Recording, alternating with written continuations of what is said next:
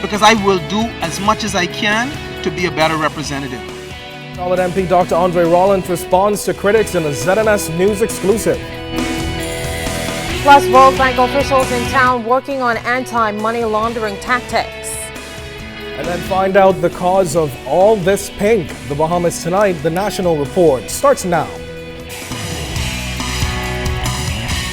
Now in HD.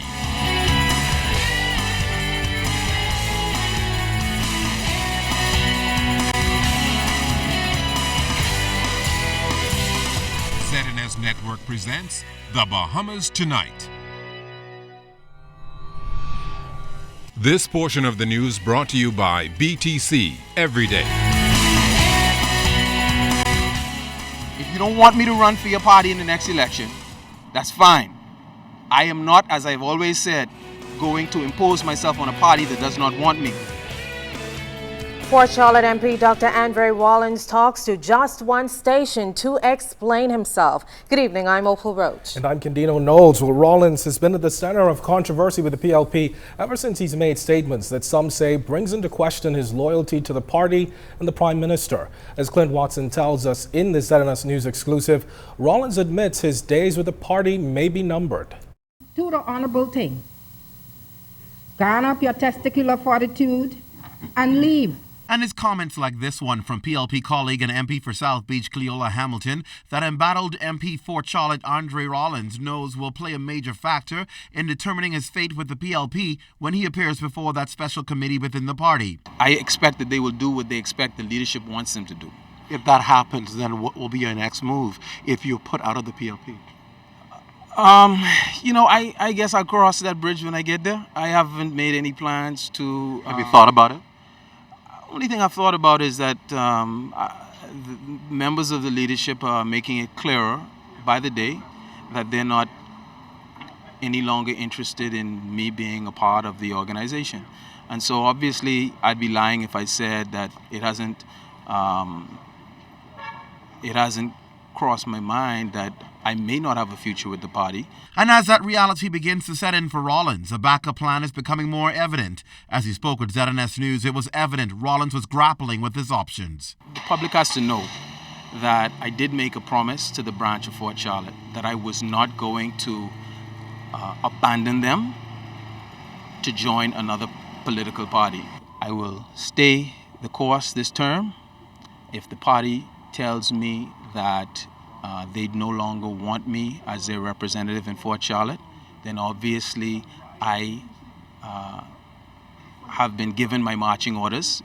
If that were to happen, I would have been given my marching orders, but I would have held up my end of the bargain. I would have kept my promise. Rollins says both he and Wells were approached prior to the elections at the PLP convention by Bradley Roberts, who convinced them that there was a place in the party for their outspoken style on national issues. Rollins says they took up the offer, feeling they could make a difference. After 2.5 years as an elected member of Parliament representing the Progressive Liberal Party and the people of Fort Charlotte, of course I found that effecting change is easier said than done.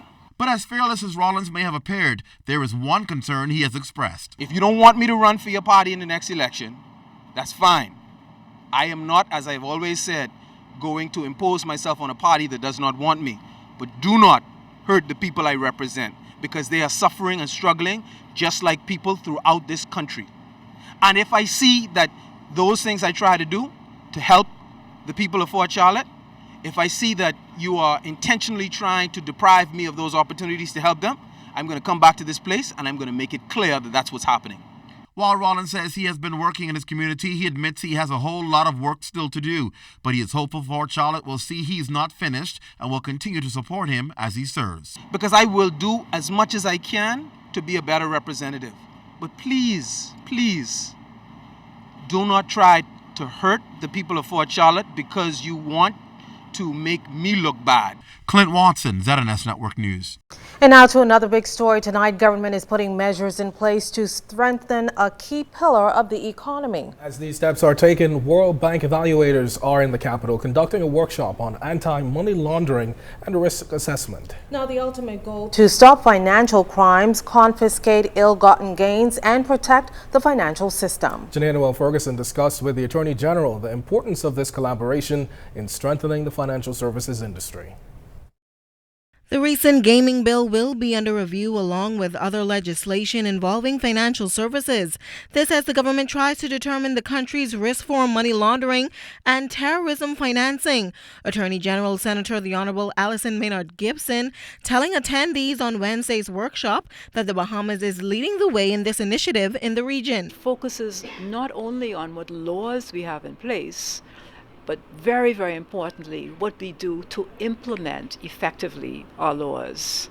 So this all integrates. How is our legal system functioning? How are our regulatory agencies functioning? Are they properly equipped? Not just in terms of staffing, but in terms of facilities, and all of that kind of analysis is taking place.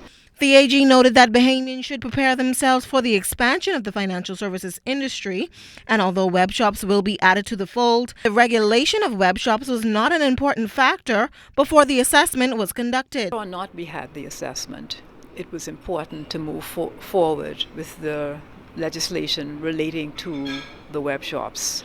Now, there is a connection, and as the Prime Minister indicated, the Bahamas last week had the OAS present, dealing with our assessment in relation to anti-corruption, the World Bank assessment, and remember now, the country is a tool. This is to enable the fourth round of assessment to take place, and the World Bank is assisting us to make our own risk assessment. As the assessment will examine all financial services laws, the AG was asked how important enforcement of those laws will be moving forward. She explained that it is a global challenge that agencies are working to address. Alone in facing these challenges, and that is the allocation of resources to assuring that whatever laws are on our books are in fact enforced or implemented. If the region collaborates and pools its resources, not just financial resources or technical resources, but human capital as well. Now we're talking about a completely different kind of ball game. And so we're talking about all countries helping each other in building their financial system. Now, according to officials, the assessment will be done in 3 phases and should be completed within 6 to 12 months. Janelle Ferguson, ZNS Network News. Member of Parliament for Montague Richard Lightbourne, during his contribution in the House of Assembly, questioned government on some $10 million in funds that went missing from the Public Hospitals Authority. Now reports of the funds surfaced following an audit late last year. Now, Mr. Lightbourne added that when the Minister of Health was questioned by reporters as to where the funds went, the minister refused to respond and asked to be left alone. Well, in Parliament last evening, government leader in the House, Dr. Bernard Nodded, set the record straight regarding the funds. The money was lost during the administration, you know. It was during their administration. It was during their administration. And who was it who ordered the audit? This administration. That's how we know what it is. But if you all lost the money, you tell us where it is. This segment of the news is brought to you by Shell Quality Fuels.